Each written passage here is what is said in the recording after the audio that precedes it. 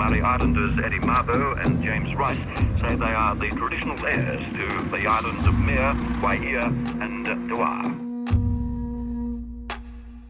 The civil rights movement swept across Australia in the 1960s. Many people fought for their basic human rights.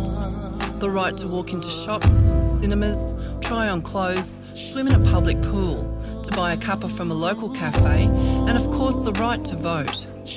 They are part of the movement changing the world. One man, Eddie Koiki Mabo, took the fight to the highest establishments in the land. He challenged the most powerful laws of the country. A legacy of a courageous man, a freedom fighter, a deep thinker, a free spirit, a father, son and brother.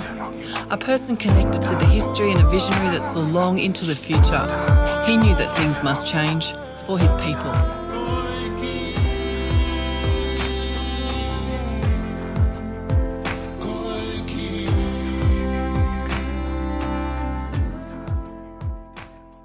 One of the things that Dad always wanted to do was to help Indigenous Australia achieve their goals by having the land and having the right to their own country. Because, you know, if Dad didn't do it, who was going to step up and do it? There was no one. There was no one willing to take this on. I first met Eddie in 1982 and he spoke to me about his planned case. He said first, well, you know, Blackburn said that Aborigines don't have rights to land because they have communal rights or interests. He said, well, we Torres Strait Islanders, we're completely different. We have vegetable gardens. We have our own houses on these small islands. So he's wrong on that one. The land was owned by individuals, passed down from individual to individual, and the European mind could understand that. And I realised he'd read it, he'd analysed it, he'd seen what arguments could be put up, and he'd said mine is the ideal test case to run it. But in my own mind, I thought, they'll never win this. It's just too big. You can't overturn the whole legal situation on which Australia was settled. He used his cultural background. He used the stories of them old people. He used the songs. He used everything that he knew, which was his essence of being a Meriam man from the Torres Straits. Eddie Koiki Mabo grew up in the Strait on Murray Island. His wife says Eddie Mabo always championed the connection to his spiritual home. We went up to see all these lands, and so you'll see a certain stone or a certain tree. That's our boundary line. And you go there, and I couldn't believe it, All of what he was saying was right there. And it's just heaps of rocks. Heaps of small rocks that they've gardened and they picked up and they put them in heaps on the boundary line, like this. And that can be seen all over Murray Island. This land came to me through my grandmother and her father. But it was in the 70s, while working as a gardener at James Cook University, that he made a discovery that would change his life. I regularly invited Koiki to come to speak to my race relations course, which is called Race and Culture.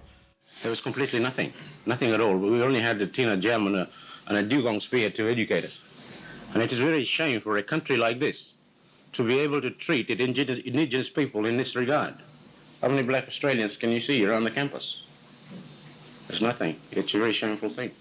The system is so he actually started participating in the academic life of James Cook.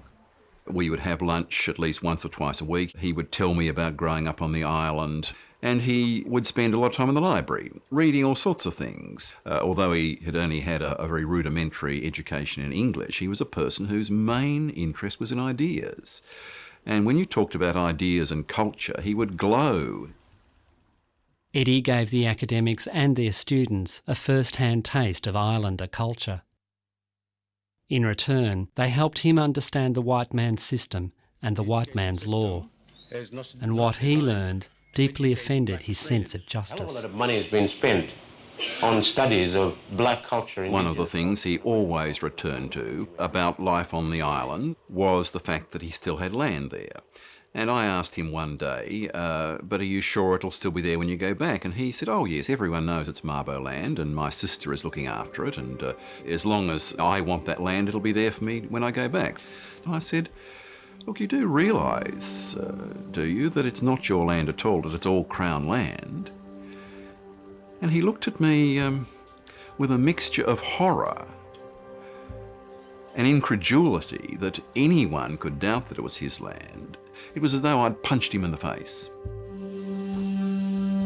For Eddie, it was a crucial turning point. He became obsessed with establishing his right to the Mabo land on Mer. Well, I think it had really affected him. And he said, oh no, bees are going to stop me from, my land. He said, over my dead body.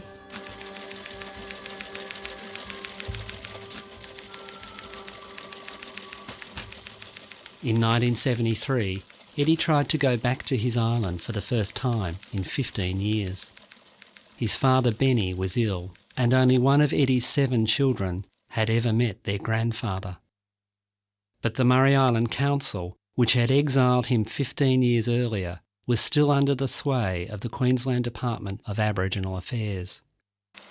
And under state law, Eddie needed the council's permission to return home.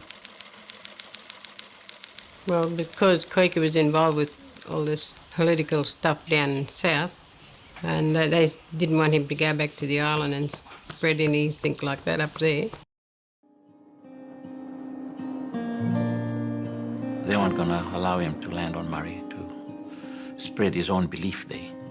But he wasn't going to spread his belief at all. He just wanted to go back to see his father, who was sick at the time.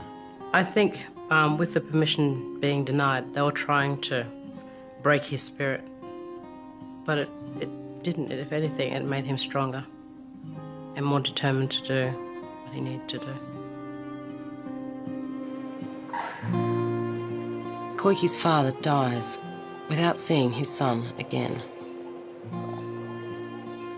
That's a sad part of that story there. In the life of Eddie Mabo. And that was one of the main things that actually triggered him to fight for his rights. That is to make sure that he'd be able to fight against the Queensland government, against anything that was standing in his way. So when the opportunity presents itself, he took it with both hands. The initiating factor in the Mabo case was a conference held in Townsville in September 1981, which was on land rights and racial discrimination in Queensland. And from that conference, instructions were given by Eddie Mabo to start a case. Inspired the Torres Strait Islanders in terms of owning their own land, because of that time when the border issue came up. They realized then, regardless of what the Premier was saying, that the Torres Strait would remain totally of the Torres Strait Islands. But at the same time, they got a message that they weren't legally the owners of the Torres Strait Islands. And then this year, where I think you've all heard that we're taking the matter to court on the basis of international common law of occupation and enjoyment. Of course, the case went before the High Courts on Wednesday, I think. What's the date? Thursday. It went before the High Courts on Wednesday. On the 20th of May 1982, a statement of claim over Murray Island and its surrounding waters is lodged by 5 Torres Strait Islander people: Selua Sully, Sam and Dave Passy, James Rice and Eddie Koiki Mabo. With assistance from Legal Aid, they assembled their legal team. We knew our dad to be just our dad. Then he stepped into the realm of being the man who changed history. For us, he was just a dad who was at home with us all the time, but he stepped out into the wider community to change something that was very, very much needed because of the fact that Indigenous people didn't have a right to their land.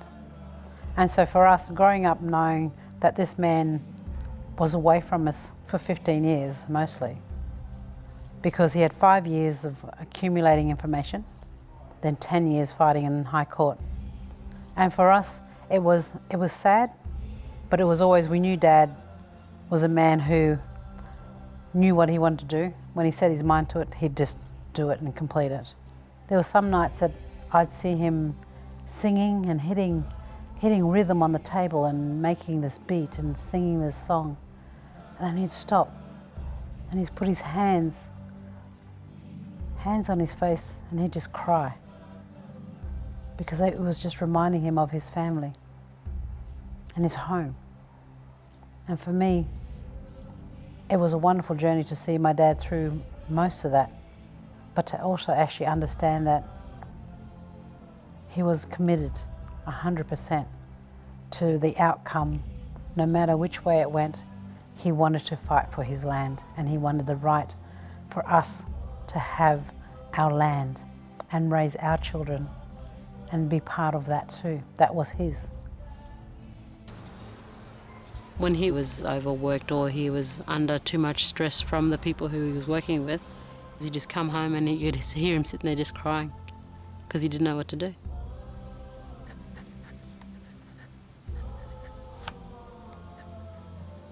Sometimes Mum used to sit there as long as she could, sit and talk to him. If he couldn't think, he'd get up and dance. You could hear him singing. And if we were in the room doing whatever and we could hear him sing, we'd all join in with his songs. You'd hear the whole house start singing. And it was like from one room to the next room, it was just catchy. And so in the end, everyone was walking around the house singing the same song that Dad was singing. It just went like this, it went, Owe Tuli, Owe Tuli, Owe Tuli, Owe Tuli.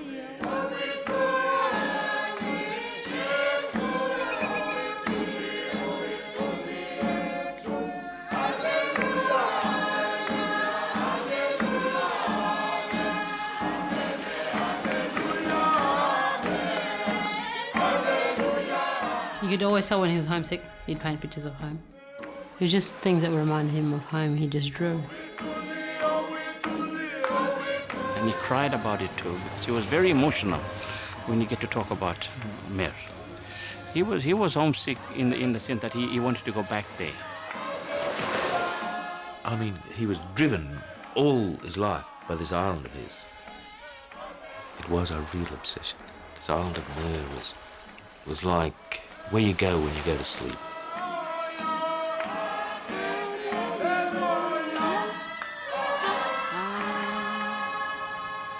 That was his favourite song. He'd sing, that was... That's all right, it's a money spotter. See? And he'd just sing it all the time. And you knew where Dad was when he sang that song.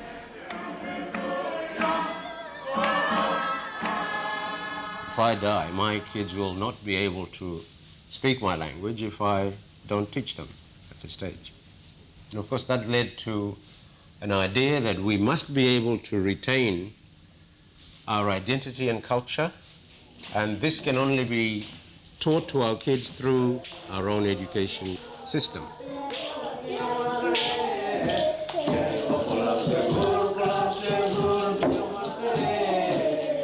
Eddie's determination that his children should share the songs and the language of Mir drove him to set up the first black community school in Australia in 1973. Back in Townsville, with no government support, Koiki begins the first phase of his vision. He starts a black community school.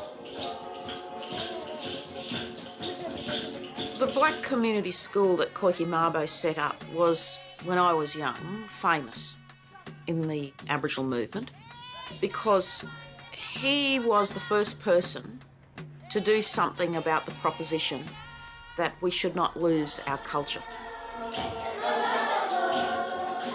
For him, that was the defining element, if you like, of being an Indigenous person. Without your culture, you are nothing. You are a shadow.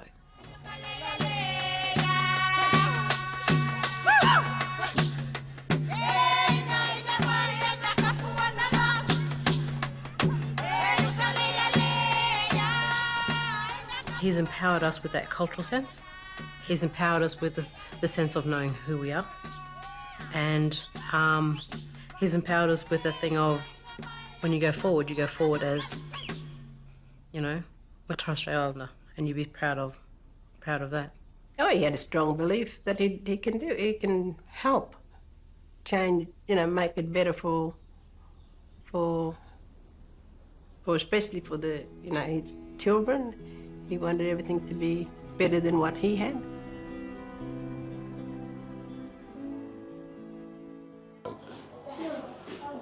Before this, school had always been a place where black children learned white culture and lost their own. He kept on saying to me, if we are able to have our own school where we could have the white curriculum is being taught there by the white teachers. We could have some white teachers come into the school, but at the same time we can have the elders to come in and to teach our kids on the cultural side of things, plus the language. And we could also teach them the crafts and to plant gardens.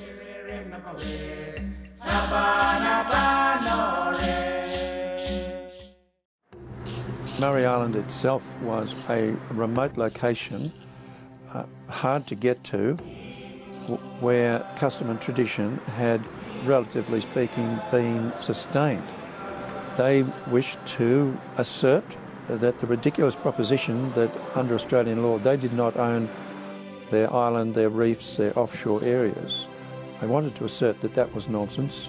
They'd always been there, they'd always owned it.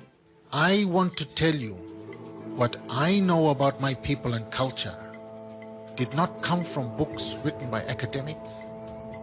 My textbooks were my parents and all my people of the Eastern Torres Straits who contributed to the knowledge I now have. Koiki Mabo.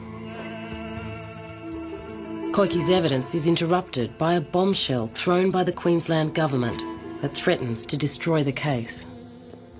Now, as far as we know, what happened there was Queensland's lawyers looked at Eddie's statement of claim and said, well, he may have a chance. And Joe, in his no-nonsense manner, said, well, even if he's got a chance, we've got to do something about it. Let's just legislate his claim out of existence. And it basically said, look, the Torres Strait Islands became part of the colony of Queensland in 1879, that any property rights that the islanders had are hereby extinguished as of 1879 with no compensation payable. The law was enacted. That left us in a very difficult position. If that was a good law, that was the end of the case, full stop. No case. So Koiki Mabo's legal team took that statute to the High Court as an act of racial discrimination, and the High Court ruled that it was racial discrimination and ruled it invalid. Prior to the case being heard in the High Court, 2 of the other claimants had died. The case now moves forward, primarily focused on the evidence of 2 claimants, James Rice and Dave Passy. After 10 long years, the High Court judges adjourn to consider the evidence. Indigenous people wait anxiously for the outcome, as does Koiki back in Townsville. I knew he was getting sick because he'd constantly walk around the yard and he'd be hitting at his hip, he'd just be banging on his hips, and he'd say, my hip's really, really sore. What's wrong with him? Tell me what's wrong with him. And the doctor looked at his book and he shook his head. He said, I don't know what's wrong with him.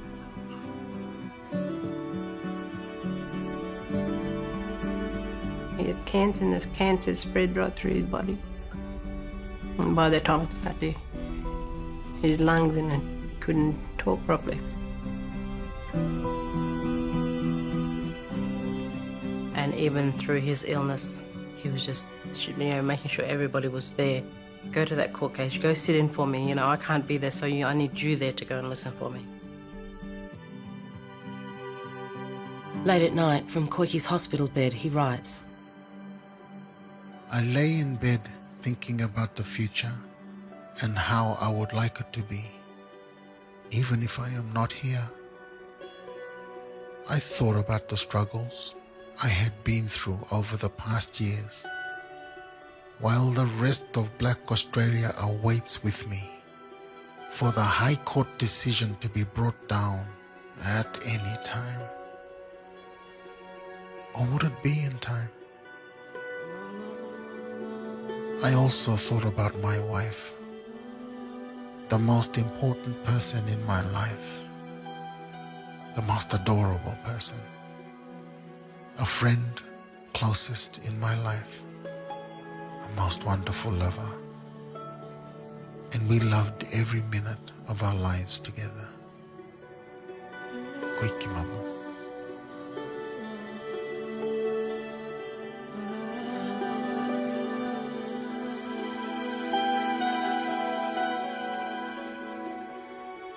Eddie Koiki Mabo dies in Benita's arms on the 21st of January, 1992. On his deathbed, that's all he had on his mind was land claim, land case. Yeah, that was his last words. 5 months later, the High Court advises they will deliver their verdict. I then rang Murray Island. I spoke to a lady at the phone box at the council chambers, and I said, "Do you remember Eddie Mabo's case?" And she said, "Yes. Well, I'm ringing you from the High Court building in Canberra, and the judges have just handed down their decision, and Eddie Mabo's won his case." And she went, screams and yells, and the phone fell down, and there was a great clattering noise, and she seemed to rush out of the phone booth, and I heard this strange noise proceeding in the distance as she announced the news to people on the island, and that was a special moment. I just walked down just towards the church with my hands up. We've won, we've won, we've won. And I do that when I Mabo's hand. Sorry, this is true. David Passy explained what the Mabo case was about. He held up his two arms like this, and he said, "We have Marlowe's law, and then there is the white man's law." So what we've done with this Mabo decision is we've brought Marlowe's law and the white man's law together so we can have a law which is right and strong. You know, at the end, you can see that everything he'd done was for everybody. It wasn't just for him. It came out all right in the end, but then he wasn't here to receive all the accolade that he would have received here. But still, his name is up in lights and it's in history, and it will go on. Eddie Mabo, shine. For the first time, Australia has recognised that the first Australians were indeed the owners of the country prior to European occupation. In 1992, the High Court of Australia overturned the legal doctrine of terra nullius and recognised that native title did exist, based on Indigenous Australians' connection or occupation of land under traditional laws and customs. Eddie Mabo's decade-long fight for native title rights would eventually destroy the 200-year-old doctrine that Australia was a no-man's land when British colonists arrived. I think that's the hurting part of it, you know, that we didn't make it there. One of 5 plaintiffs, Eddie Mabo, died 4 months before the High Court handed down its historic ruling, giving the Miriam people possession of their islands. But what he started soon became a political movement, culminating in the Native Title Bill passed 18 months later. Today is a milestone, a response to another milestone, the High Court's decision in the Mabo case. The High Court has determined that Australian law should not, as Justice Brennan said, be, and I quote him, frozen in an era of racial discrimination. Its decision in the Mabo case ended the pernicious legal deceit of terra nullius for all of Australia and for all time. For today, as a nation, we take a major step towards a new and better relationship with Aboriginal and non-Aboriginal Australians. We give the Indigenous people of Australia at last the standing they are owed as the original occupants to this continent. I welcome the Mabo decision, and I thought it was a chance to turn a new page in in the country's relationship with its Indigenous population. We'll never do any good with them unless we own up to it all, right? So this was always my view, you see, that we had done the murders, you know, we had broken the traditional way of life. But in the tricky storytelling of Australia, no one would come clean. So this was really the opportunity to acknowledge the massive injustice of the dispossession, you know, and the original colonial sin. There was always something wrong with the notion of statutory land rights. Here was Parliament of Australia, or the Parliament of Australia, seeking to give to Aboriginal people land which was never ours to give. In other words, there was a phoniness at the core to statutory land rights. But what the High Court had found was that a system of traditional titles had survived the act of sovereignty. In other words, the act of sovereignty in the declaration by the British government had not extinguished the titles that belonged to Aboriginal people in the country at the time, where previous High Courts had, under the so-called concept of terra nullius, the land of no one. So the High Court found that not only, of course, recognised the customary tradition of Aboriginal people, but said that their titles, to the extent that they had them, had survived sovereignty. I remember at 15 him telling me that he was, you know, all of Australia was going to know his name. And I went like, yeah, whatever, Dad. You're talking to a 15-year-old. I was like, whatever. And then at 28, I hear it on the radio. He's won. So all I do is I look to the sky, I see the clouds rolling in, and I hear the thunder, and I'm going, see, you're moving the furniture, you're ready to dance, you're celebrating because you won. And I'm sitting there holding my son, who's 6 months old. I had him the day before I buried my dad. And so for me, that was a very proud moment.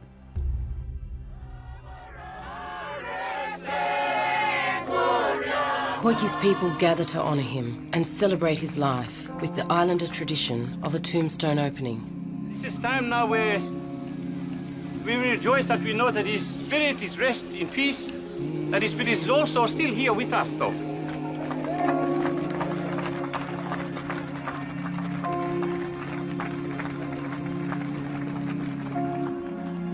But the celebrations are short-lived. Overnight, the tombstone is badly vandalised.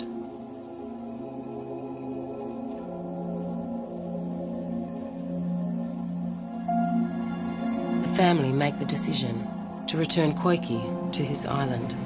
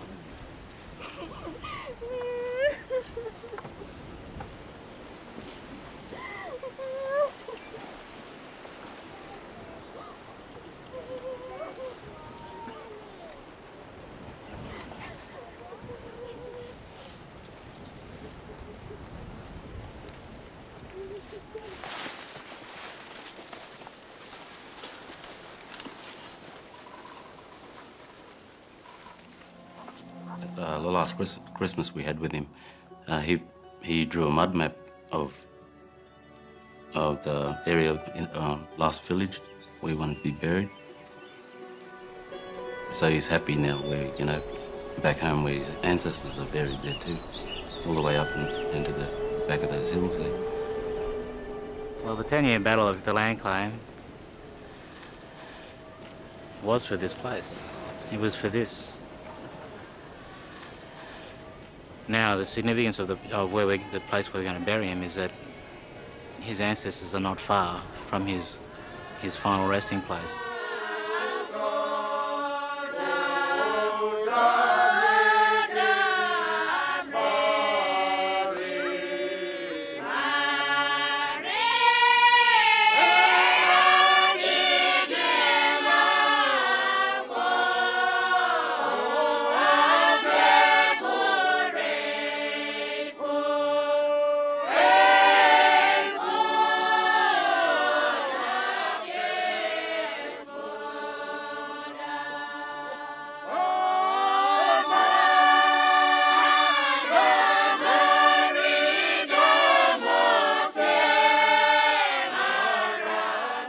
Amongst the islanders who came to pay their last respects, there was a strong sense that this was where Koiki really belonged. I used to think, one day I will see Harry. One day I will see Harry. Harry must return home. I had a strong feeling Harry must return home. I found I had mixed feelings.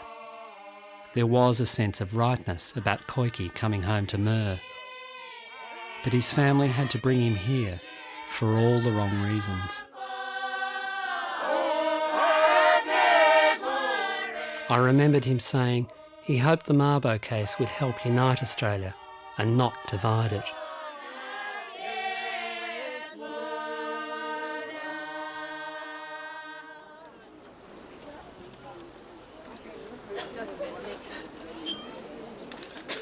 I felt ashamed that Netta and her family had been forced to make this choice, just to keep him safe. The hardest part is for me now to go back to Townsville and sort of leave him up here. But then again, I suppose I'd have to let go. I got no choice there. But anyway, but I do feel a lot at ease, you know, to know that he's here. Yeah. It's my responsibility to maintain that how the name is seen and how the name is still respected, because things out there can change the way people perceive Mabo to be. And it's my job to keep it on track, because Dad was a cultural man first and foremost. His culture was his essence. And so things that if I want to stand by something, it has to be culturally appropriate. The goal for Mabo would be to help engage in Indigenous communities, to help them thrive, to get back the land that they wanted. Plus also, you know, it's just talking to people about the fight my dad did to instill that fight for country in them. Because the fire has to come from somewhere. The fire in their belly is still burning. But I just come along and stoke it up a little bit more and give them a little bit more to go, yes, we can do this. So for me, if I was to leave a message for the young people now, what I would say is, always remember to listen to them old people, because they're the ones who hold the stories. They're the ones that connect you to country. They're the ones that connect you to culture. So always listen, never ever turn away from them old people. Because you know what? The day you do is the day you will regret it. In the Torres Strait, land ownership is the same throughout. The system has existed as long as we could remember. the land was inherited always by the male descendants. During his lifetime, he would make sure that his family and friends knew which one of his sons would be heir to his land. None of the land will be ever sold for cash. Koiki Mabo.